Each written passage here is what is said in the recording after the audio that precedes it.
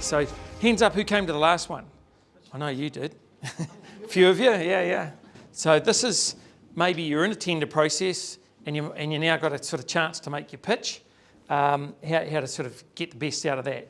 Okay, so some simple things just to make your life a little bit easier. And the first one is this thing here called a scrum board. So who's seen this before? So I came across this through Agile Project Management. What's this all about? Well, it's just a way of, here's what I've got to get through today. So right now I'm focusing on this. So A, visibility, B, focus. So the other thing is if someone gives me an idea or something, a question that you want covered, I'll just bang it on here. That way I don't have to fill up my mind with it. It's about decluttering my mind. And so that way I can let my mind work on the good stuff. Less stress, more success. So we had a guy come and speak to us, a guy called Dr. Derek Rogers. He came on a course I was on, and he told us two things about stress. He was a leading expert in the world. He said, one is it'll make you miserable.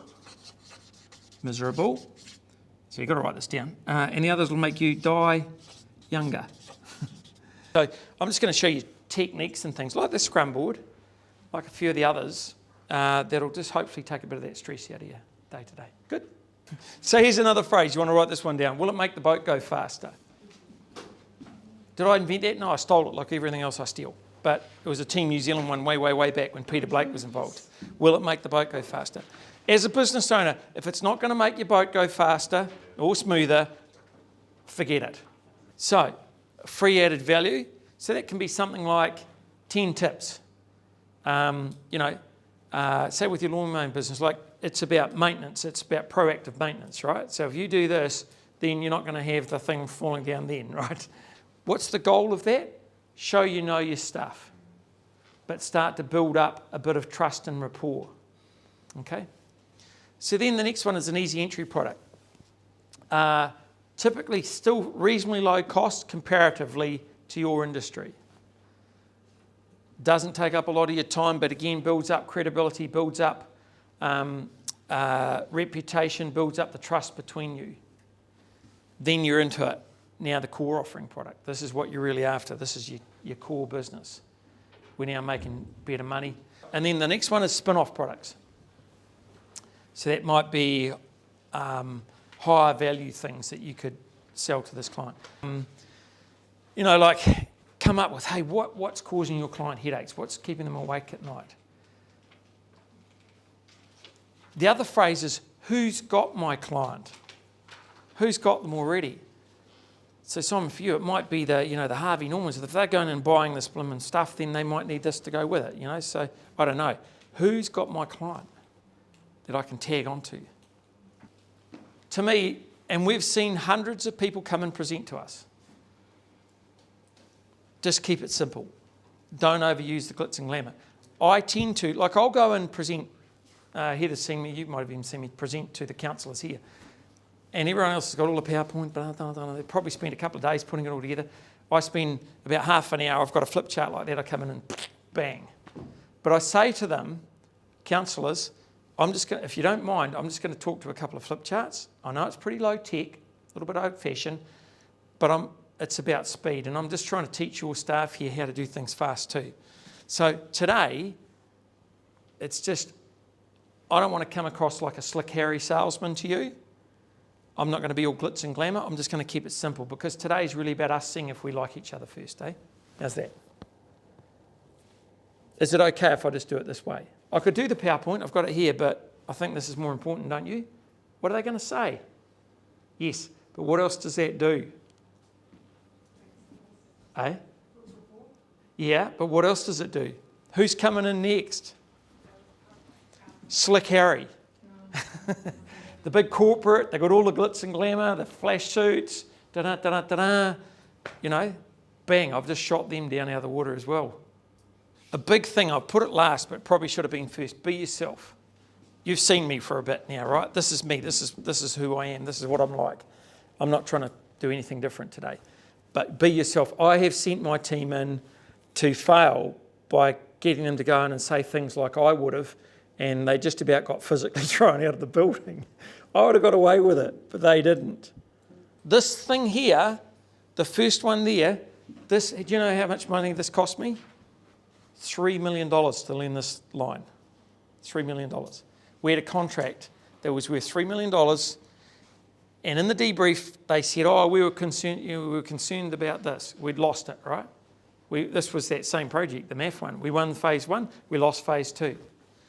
I had 15 people working on it. I had to lay them pretty much all off. Yep. When we're in the room and we're in our presentation phase, if I just said, hey, is there anything you're concerned about our proposal? Let us know now, before I leave the room. They would have had to say, we're a bit worried about how you're going to manage the project. Really? Given that we've just done 3 years and never missed a target, and, there's a saying, it's a little bit crude, but it says excuses are like armpits, everyone's got 2 of them and they both stink. All right, so what does that mean? It means they will come up with something that sounds nice rather than tell you what was really worrying them. So he said to me, and he was trembling, this guy, because we'd been working with him for 3 years, and they just, bang, gave it to someone else. But he said, we were worried about how you're going to manage the project. It's like, really? Why didn't you ask us while we were in the room? How are you going to do it if you're worried about that? So, Chris, I don't know if you remember, but when you were in the room with us, I asked the evaluation team, is there anything you're worried about it while Chris is still here so she can defend it? So we actually make them do it. But if you're in the room presenting to someone, before you leave, go, hey, is there anything you'd be concerned about if we were to go ahead with this? So they have to get it out then. Okay? Ask for the close. Ask for the close. So, just come up with something pretty low risk. It's like, okay, so what about we go the next step? Yep. That was our objective. Our objective might be to get a close, or it might be to ask for them to ask you for a proposal. But I'm really clear what my objective is, and we go for it. Because I remember going and looking for a new rifle, and I went to hunting and fishing in Petone, then I went to hunting and fishing in Masterton, and I did all the same stuff. And as I was about to go, he said, do you want me to order you one? Yeah, why not? Just ask for the close. Okay, so that's just about us done. We're right up to our time limit. Afterwards, remember, you guys, some of them had it over here. What can we learn from this? Well done, Natalie, for having that. Because it might just be a quick lesson afterwards. What went well today? So here's the 3 questions, What went well? What didn't go so well that we wouldn't want to do next time? But what could we have done that we didn't do this time? That's the 3 questions. That way you're learning. That way you're improving. When they said to us, you all wore dark suits, I never forgot that one, I can tell you, because that cost me $300,000. Is that because it was MAF? Like, they shorts and, that wasn't actually MAF, it was MSD, that one. But it was, again, because we looked like the auditors. But there is a little bit, it's a good point you pick up there. Make sure that you are congruent with what they're wearing. If you go in Slick Harry's suit, like when I was a rep for Shell, I used to have a suit and a suit jacket, or I'd whip it off and put like a bomber jacket on, depending on who I was talking to.